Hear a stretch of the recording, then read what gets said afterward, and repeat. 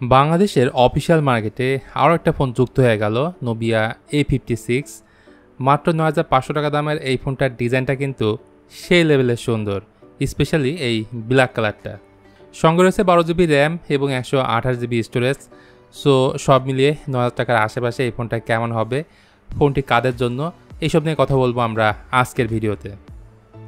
শুরুতে ফোনের বক্সে পাবেন একটা টিপিইউ কেস, সিম এজেক্টর পিন, 10 ওয়াটের একটা নর্মাল চার্জার এবং charging cable. First of all এই ফোনটা যখন হাতে নেবেন আপনি সহজে বুঝতে পারবেন কিছুটা হলো এই ফোনটা ভারী এবং মোটা। রিয়ার প্যানেল গ্লাস লাগে, যদিও এটা প্লাস্টিকের তৈরি, এবং ক্যামেরার বামটাও সাইজে অনেক বেশি বড়। নিচের দিকে আছে type C port, 3.5mm headphone jack, speaker grill, primary microphone. ডান দিকে আছে power button and volume rocker. আর উপরের দিকটা হচ্ছে পুরোপুরি ক্লিন, কোনো noise cancellation mic, dual speaker বা আই সেন্সরের কোনোটা কিন্তু নেই। অপর পাশটায় থাকছে সিম কার্ড ট্রে, যেখানে দুটি নানো সিম কার্ড প্লাস একটা এসডি কার্ড ইউজ করা যাবে। মোট দুটি কালার এই ফোনটি মার্কেটে পাওয়া যাবে। এই কালারের নামটা হচ্ছে সেলেস্টাল ব্ল্যাক এবং ফ্লোটিং গোল্ড। এখানে বলে রাখি, রেড কালারের যে পাওয়ার বাটনটা আপনারা দেখতে পাচ্ছেন, বেসিক্যালি এটা হচ্ছে সাইড মাউন্ট ফিঙ্গারপ্রিন্ট স্ক্যানার। এটা যথেষ্ট ফাস্ট এবং রেসপন্সিভ। এই ফোনে আমরা পাচ্ছি বিশাল সাইজের একটা এইচডি প্লাস ডিসপ্লে, যেটা সাইজে হচ্ছে 6.75 ইঞ্চ। সেই হাতে থাকছে 90 হার্জ রিফ্রেশ রেট। তবে এতে ইউশেপ বা ওয়াটার ড্রপ নস না দিয়ে যদি এখানে পাঞ্চল দেওয়া হতো তাহলে ডিসপ্লেটা দেখতে অনেক সুন্দর লাগতো। এমনকি ইমার্সিভ একটা এক্সপিরিয়েন্স পাওয়া যেত এই ডিসপ্লে থেকে। অন্যদিকে এই ডিসপ্লের pick brightness 500 nits, touch sampling rate হচ্ছে 120 হার্টজ, অ্যাসপেক্ট রেশিও 20:9 আর পিক্সেল ডেন্সিটি 261 ppi। অনলাইন তথ্য অনুযায়ী দেখলাম এই ডিসপ্লেটা ওয়াইড অন L3 সাপোর্ট করে, এতে করে যে কোনো কন্টেন্ট ফুল এইচডিতে দেখতে পারবেন।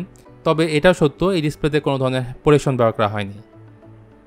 প্রসেসর হিসেবে নোবিয়া A56-এ থাকছে ইনিসকের T7-200 বা আমরা বলতে পারি T606, যা মূলত 12 ন্যানোমিটার একটা চিপ, এবং এটা বেসিক্যালি এন্ট্রি লেভেলের জন্যই তৈরি করা। এই ফোনের রেগুলার র্যাম থাকছে 4GB, এক্সট্রা 8GB র্যাম বাড়ি নিয়ে 12GB পর্যন্ত করতে পারবেন। আর স্টোরেজ পাওয়া যাবে 128GB। এখানে র্যামের টাইপ হচ্ছে LPDDR4X এবং স্টোরেজ টাইপ eMMC 5.1। টুকটাক 2D টাইপের গেমগুলো এই ফোনে খেলা যায়, অবশ্যই সেটা লো সেটিংসে। আর আন্তর্জাতিক স্কোর খুব বেশিও না আবার কমও কিন্তু না।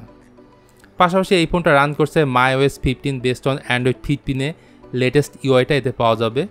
আপডেটের ব্যাপারটা আমি শিওর করে কিছুই বলতে পারছি না। আচ্ছা, রিয়ারে দুটি ক্যামেরা আছে। মেইনটাই হচ্ছে মেইন 13 মেগাপিক্সেল, সাথে একটা অক্সিলারি লেন্স আছে। আর ফ্রন্টের ক্যামেরাটা হচ্ছে 8 মেগাপিক্সেলের। সো কম বাজেটের ফোনের ক্যামেরা তেমন একটা ভালো ছবি তুলতে পারে না, এটাই আমরা কম বেশি সবাই জানি। ন্যাচারাল কালারকে বেশি ডিপ করে ফেলে, যেটা আমরা বলতে পারি হেরি টাইপের ছবি। মোট কথা, ভালো ছবি তুলতে গেলে প্রচুর আলো থাকতে হবে, লো লাইটের ছবি মোটেও ভালো আসে না। আর ভিডিও করা যাবে সর্বোচ্চ 1080p 30fps-এ। স্টেবিলাইজেশনের অবস্থা মোটেও ভালো না। তবে এই ফোনে ব্যাটারি ব্যাকআপটা কিন্তু দুর্দান্ত লেভেলের আপনারা পাবেন। ব্যাটারি ক্যাপাসিটি হচ্ছে 5000 mAh। তবে খারাপ দিকটা হলো এই বড় ব্যাটারিকে চার্জ করতে অনেক লম্বা সময় লেগে যায়, কারণ ফোনের বক্সে মাত্র 10 ওয়াটের চার্জার থাকছে। সব মিলে যারা ৯,০০০ টাকার আশেপাশে একটা গুড লুকিং টাইপের ফোন খুঁজছিলেন, ডিসপ্লেটা বড় দরকার, সেদিক থেকে কিন্তু ভালো একটা চয়েস হতে পারে নোবিয়া A56। তারপরও এই ফোনটা আপনাদের কাছে কেমন লাগলো সেটা অবশ্যই জানতে পারেন কমেন্ট করে। ভিডিওটি ভালো লাগলে please hit the like button, share করে দিতে পারেন আপনার বন্ধুদের মাঝে। সবাই ভালো থাকবেন, দেখা হবে নেক্সট ভিডিওতে অন্য কোনো টপিকস নিয়ে।